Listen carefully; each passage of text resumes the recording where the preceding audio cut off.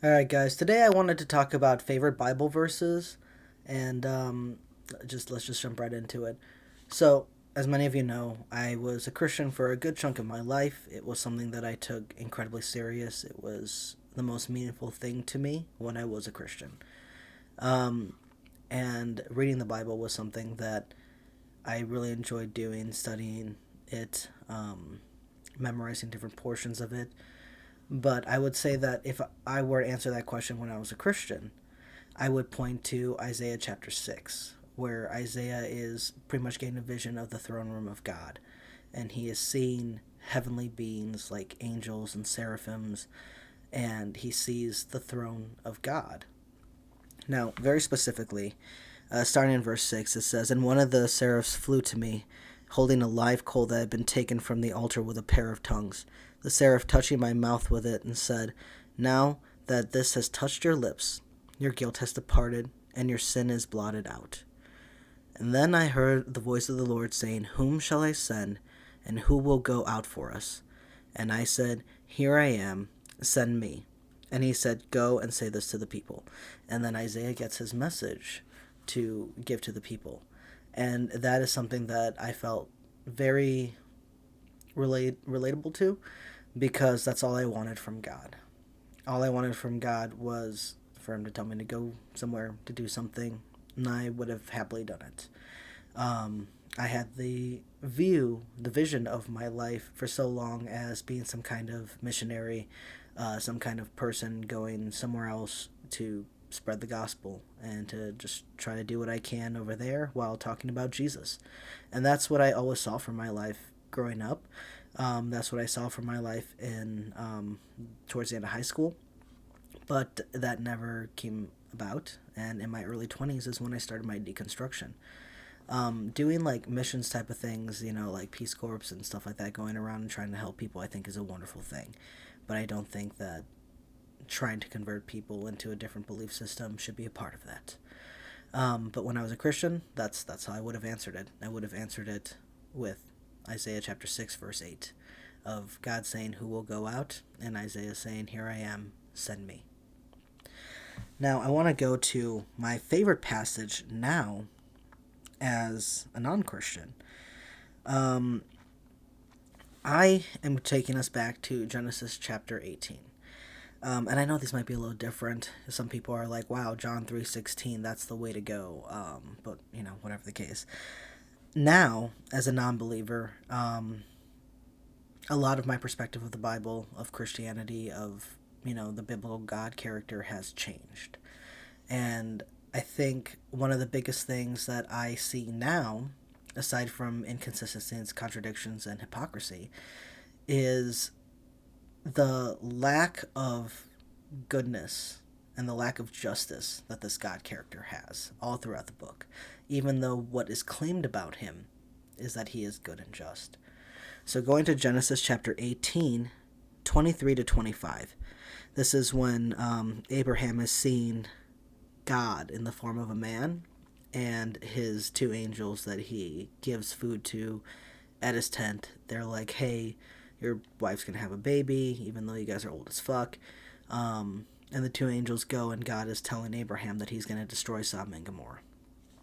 Now, it says in verse 23, "Then Abraham came near and said, 'Will you indeed sweep away the righteous with the wicked? Suppose there are 50 righteous within the city. Will you then sweep away the place and not forgive it for the 50 righteous who are in it?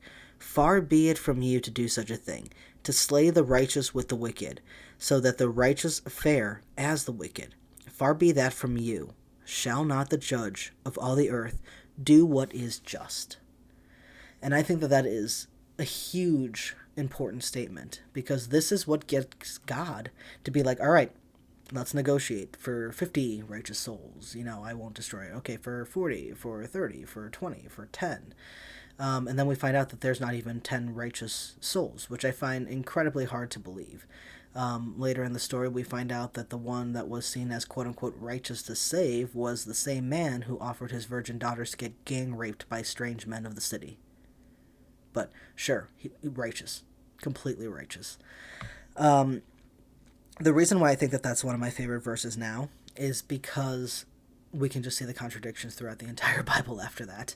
We see the claimed nature of God, and we see God trying to uphold that so-called claimed nature. And then we see God killing innocents and punishing innocents with the wicked or for what the wicked had done. Now, innocence, what are we talking about here? We're talking about people who did not do the crime. That's what an innocent is. Yeah, they might have done some other bad things. They might have lied or whatever. But they did not do the crime that they are being punished for. That is what I'm saying when I say let's talk about innocence. God also refers to innocence when he's giving his law. So none of this, excuse of, oh, we're all born with a sin nature. None of us are innocent. No one is innocent. According to God, some people are. So who are the innocent people? The ones who did not do the crime. So why is it that we see passages all throughout, especially Exodus, Leviticus, and Deuteronomy, 1 Samuel chapter 15, and other passages like 2 Samuel chapter 12, where God is giving commands and orders or even does things himself that end up taking the lives or harming innocent people in place of the guilty. For example, we have in 1 Samuel 15:3 that the Amalekites are being punished for something that their ancestors did 400 years prior, and God told his army to kill the men, the women, the children, the infants, and the animals. I think we could get behind, hey, look, if the adults were bad, punish them. Go ahead and punish them. The children, the infants, the animals, those are the ones we call innocent. And yet, God ordered them to be killed along with the wicked, supposedly. And we're supposed to be looking at that and say, God's just. Abraham recognized that wasn't just. And yet, we're just supposed to say, well, whatever God says goes. What about in the flood? What about in the flood? Collective punishment is not just. And yet, what did we see? We saw God flood and drown every living being, aside from Noah and his family. But everything that was on earth, humans, animals, anything that breathed, just gone. How unnecessarily violent and destructive. That's not compatible with goodness or justice. What about when God slaughtered the firstborn of Egypt? What did the firstborn do for being guilty towards the sin? The sin, supposedly, was enslaving Israel. Tell me what the commoner's firstborn son had to do with that. Nothing. And yet they were taken along with the wicked. They were punished along with those that God judged as guilty. And remember, it was Pharaoh that God was judging as guilty. And yet, everyone else suffered pretty much except for Pharaoh. But we could make the argument that Pharaoh did suffer because God was literally toying with his ability to think, to make decisions, or anything like that. God hardened his heart. Again, showing that he is not just, that he is unfair, that he is cruel. Because he only did that so that he could keep bringing on more plagues, more destruction, more violence, and more death. We can look at so many other examples. Let's take a look at, I hesitate to say my favorite, but the one that comes up the most. 2 Samuel chapter 12. You know what? Let's go there. So 2 Samuel chapter 12 is when Nathan the prophet comes to David and says, hey, you did a bad thing. And David's like, you're right, I did a bad thing, and I am so sorry. Now, we see in verse... You know what? Let's go with verse 9. Nathan the prophet is talking to David, and he says, why have you despised the word of the Lord to do what is evil in his sight? You have struck down Uriah the Hittite with a sword, and have taken his wife to be your wife, and have killed him with the sword of the Ammonites. Now therefore the sword shall never depart from your house, for you have despised me, and taken the wife of Uriah the Hittite to be your wife.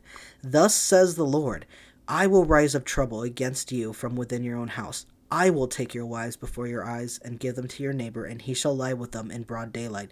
For you did it secretly, but I will do this thing before Israel, and in all broad daylight. Then David said to Nathan, I have sinned against the Lord. Nathan said to David, now the Lord has put away your sin. You shall not die. Nevertheless, because by this deed you have utterly scorned the Lord, the child born to you shall die. So, David did a sin. According to the law, the perfect and moral law of God, David should have been put to death for this sin. But instead, God forgives him, puts away his sin, and instead curses his wives to be raped publicly. And then he takes the life of David's infant son. Now remember, the moral perfect law that God gave says David should have been the one to suffer death, not his child, because of what he did by killing another man and taking his wife. And the perfect moral law of God says that a child cannot be put to death for the sins of the parent, and vice versa. And we see God break his own quote-unquote perfect and moral law twice just to play favorites to David in this portion of the text.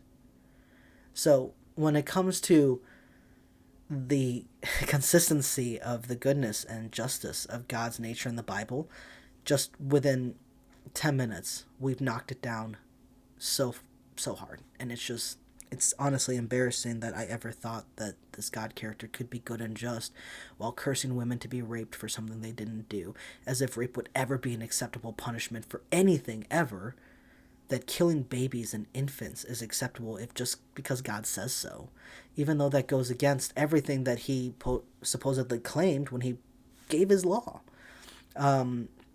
Upset, of course, given your certain expectations. Never kill your children unless, they want to worship another god.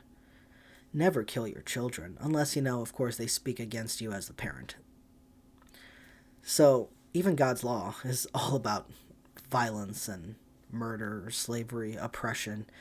But again, the claims of God are that he is fair and just. But we can tell very clearly just by his actions and what he allows that he is not compatible with that claimed nature. So, favorite Bible verses? Before, when I was a Christian, it was all about trying to be humble before God and going wherever he wanted me to go to do whatever I believed he wanted me to do. And now, it's critical thought.